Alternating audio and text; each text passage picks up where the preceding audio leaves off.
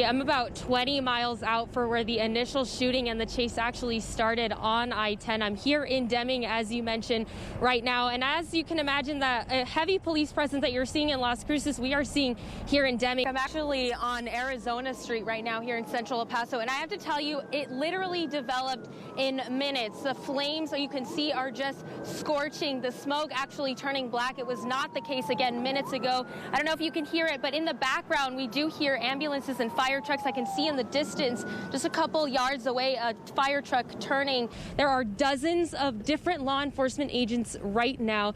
We see Homeland Security investigators. There are New Mexico State Police agents, as well as Las Cruces Police Department officers. So this does not look like it's going to be ending anytime soon. We saw officers putting on tactical gear just moments ago, not taking it off, putting it on. It's actually quite simple to get your hands on one of these scooters. All you have to do is download the Glide app to your phone, scan the barcode in front of the scooter, and then you're all set.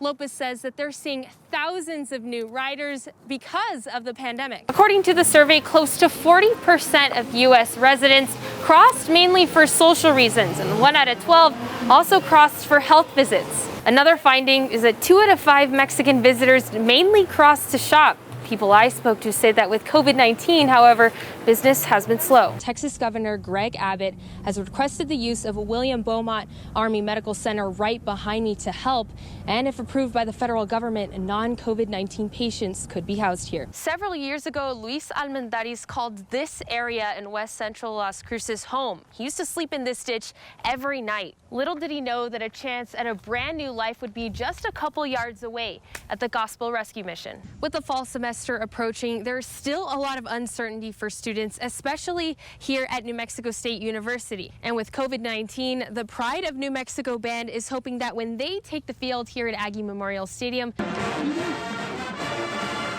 they'll become the world's safest band. In the heart of Lordsburg are these fire trucks dedicated to Officer Darian Jarrett in honor of his life, in love and appreciation for what he did. On the windshield behind me, it reads, Darian R. Jarrett, end of watch, February 4th, 2021. A spokesman for the El Paso County Sheriff's Office tells me that this has been going on for just a little less than a week. Now, we know that hospital staff all across the borderland are overwhelmed, including at University Medical right behind me, but the county judge is telling me tonight that personnel at the medical examiner's office just a couple of yards away are also exhausted. Now, a warning, some of the images that you're about to see may be disturbing for some.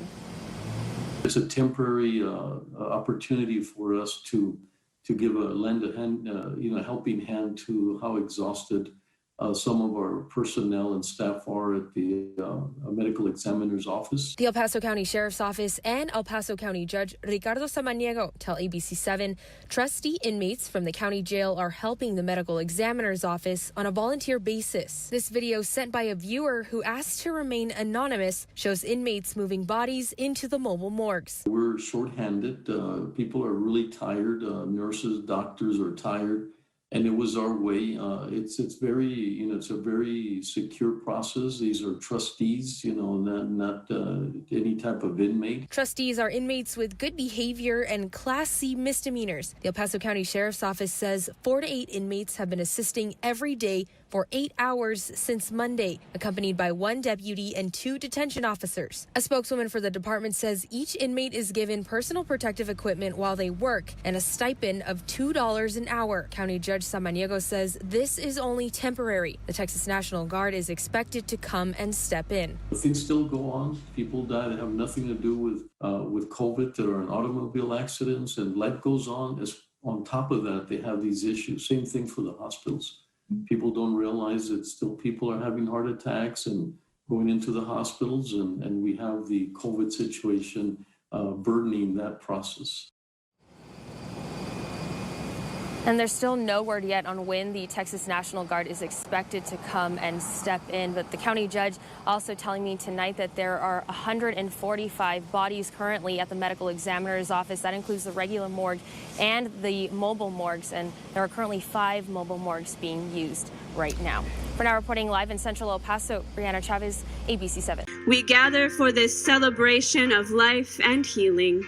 Strengthen this city and this people. help us to cross the bridge of sorrow and sadness. On the eve of the darkest day in our city, August 3rd, families of the 23 victims killed after being shot on that tragic day, along with local leaders from both sides of the border, came together to pray, reflect, break ground on a new site for meditation, light luminarias that represent our resilient future, and most importantly, to find strength nearly 1 year after our city was attacked.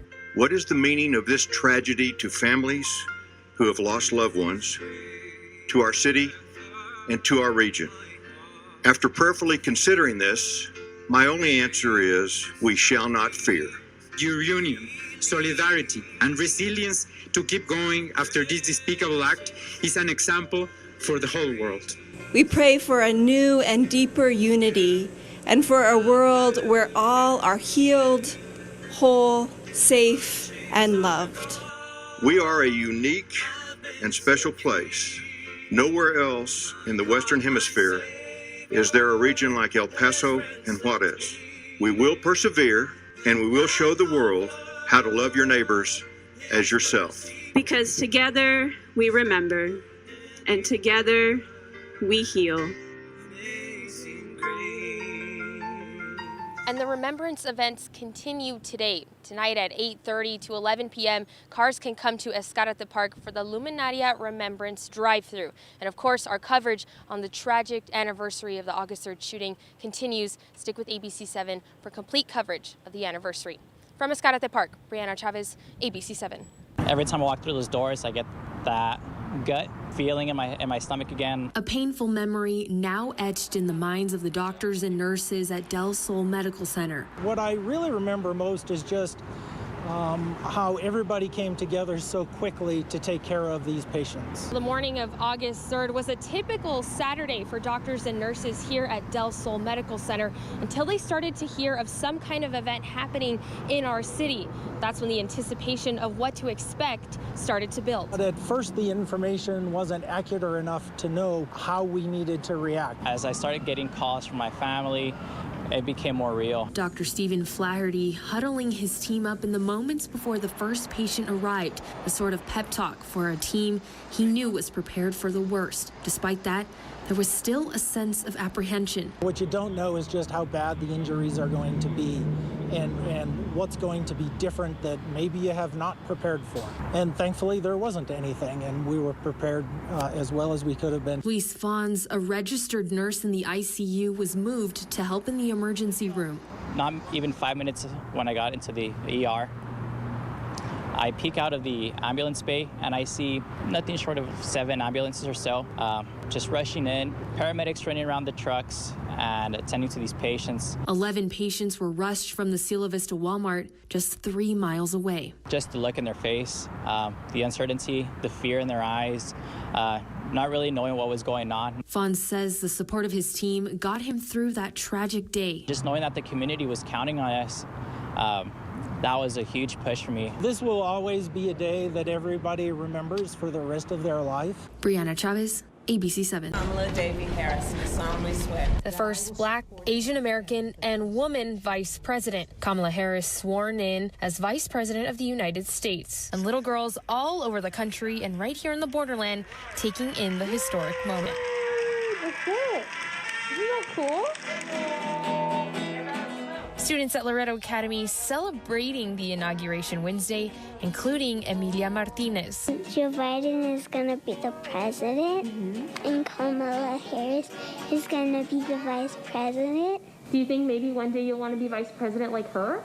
Yes. Students at the all-girls middle and high school wearing pearls and Converse, a signature look from Madam Vice President Harris in her honor. Seeing Kamala Harris as VP is something that will inspire other girls. It's really encouraging for me to continue my dreams no matter what anybody says, and that she's showing me that just to go for it. And it's not just inspiring for young girls, but for the women who were trailblazers in the El Paso community, like Alicia Chacon.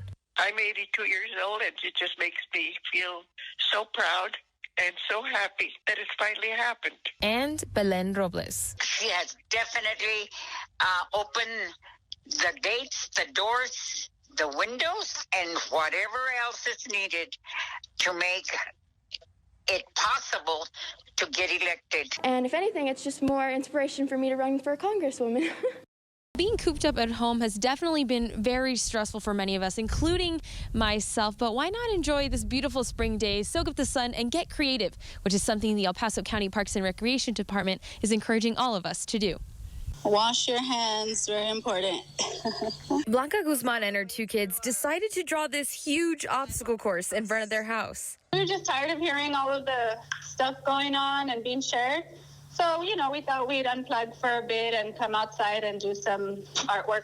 And so I thought, we did this already. Let's go ahead and share it. She shared it with the County Parks and Recreation Department after they launched the Chalk Your Walk initiative. The Center for Disease Control and Prevention has flagged mental health as one of the top concerns associated with the coronavirus outbreak. We recognize that social distancing may take a toll on our mental health. And we saw this idea and we thought, this is a great idea. This is a great start. The Parks and Recreation Department hopes to inspire you to get some fresh air and add arts and crafts to the mix. Draw or write something nice and encouraging this weekend while still following CDC guidelines. Dozens of you are already jumping on board. This is a very stressful situation. Playing, being outdoors in nature, can bring a lot of mental health and physical health to all of us. All you need is some chalk, a sidewalk, or your driveway. In West El Paso, Brianna Chavez, ABC 7.